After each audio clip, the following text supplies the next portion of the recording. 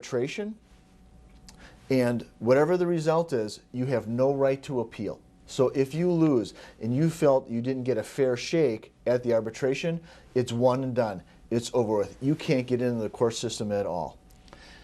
That's bad news, Jeff Pittman, but thanks for sharing it. We'll be right back.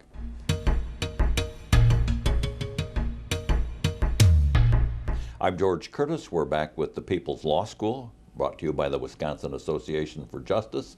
We discuss with these various attorneys how the justice system could be made better, and the person we've got as our guest right now is Ed Vopel. He's the president of the association. He's working very hard on behalf of injured people, but he's also contributing educational programs like this.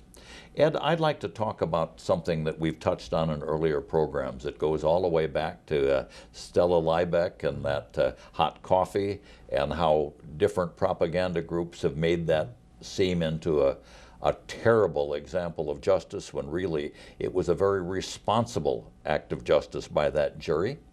The propaganda that has resulted from it, and as a result of that case and some other abuses in terms of money buying the judiciary, among other things, arbitration agreements, a very interesting movie that everybody should see. Tell us. The documentary, George, called Hot Coffee, which we've brought a copy with us today, was produced and made by a lawyer whose name is Susan Saladoff. And her purpose in preparing this movie was to document, in her view and for public consumption, what the true facts of not only the McDonald's hot coffee cup case was about, but also to document several other things that we've touched on in these segments, including arbitration agreements, caps on damages, and judicial elections. So the Hot Coffee movie itself was an attempt to dispel any notions or rumors or PR campaigns that somehow the civil justice system is broken and it needs to be fixed, where, as you accurately pointed out, in this particular case, it worked just fine. There are always special interests trying to take our civil justice system away from the people. Mm-hmm. And those groups include manufacturers groups, insurance groups, the National Chambers of Commerce that spend millions and millions of dollars attempting to influence legislation on a federal level, on a state level, attempting to ascertain that people that reflect their special interests make up our judiciary, and attempting to defend their efforts of taking torts away from the people by having them signed unknowingly these arbitration agreements. Our justice system is under constant attack by money interests. Very successfully over the last couple of decades, public relations firms and special interests have convinced the public in America that this concept called tort reform is somehow good for them. They use this concept of tort reform in campaigns, and they use it in their professional lives to suggest somehow that the civil justice system needs to be corrected, and that people who are creating jobs or doing other things need to be protected from lawsuits. When in fact, George, what happens is that the laws that protect, for instance, Wisconsin citizens were created so that they have individual rights. If they are harmed in any way by negligence or intentional conduct of another, and they can establish that in court, that they have a right to seek compensation for their damages and to be put back to the place where they were before the negligence happened. What people must understand is that when they hear the word or the concept of tort reform, and they hear that their particular legislature is trying to promote or pass a law that affects their individual rights, that they should take notice, because what's happening is that when an individual right is taken away or capped or modified, it lessens their ability to fully participate in the civil justice system. Well, the word reform has a catch to it. In my observation, reform means taking rights from one person or group and giving them to another.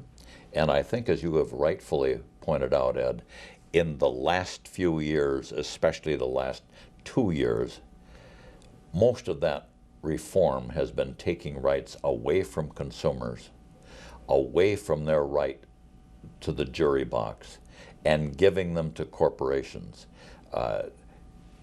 Just the legislative process and what it's done to our insurance policies, reduce the value of our insurance policies for all consumers, gifts to the insurance industry, and no reduction in premiums for you and me and the people that we represent. The insurance industry is expected, I'm sure, to be generous at election time, to reward the people who are doing this at the price of our consumers. What people in Wisconsin have to understand, that and especially when there are laws that affect what for instance, the minimum limits in an insurance policy are, or what types of coverages are available to them, and especially in the context of an automobile collision case, when there are damages that are caused by an automobile collision, those damages are borne by some person or entity. If you or I were unfortunate enough to be in an automobile collision, and we're injured, we will incur medical bills and potentially wage loss. And that cost may not only be borne by us, but shared by, for instance, our employer, or our health insurance company, or the state of Wisconsin if we have any kind of governmental aid. So the concept of our civil justice system, and the reason that, for instance, liability insurance is in place, is to put those costs appropriately on the person who caused the harm. And any time that you change the makeup of how that system is supposed to work by limiting the amount of recovery, or changing the rules with regard to how much you can recover, or the rules for recovery, you're by its essence diminishing individual rights and interfering with the proper recovery of those costs. And people must be made to know, and I hope this show helps, that people are losing their rights without knowing it when the legislature's in session, when unlimited money can buy and finance judicial positions. People need to know that their right, constitutionally guaranteed right, to a jury trial is important, but it's being taken away in the dead of night by arbitration agreements and all of these other things that we're trying to bring to their attention. Thank you for your help in this effort. Thank you very much.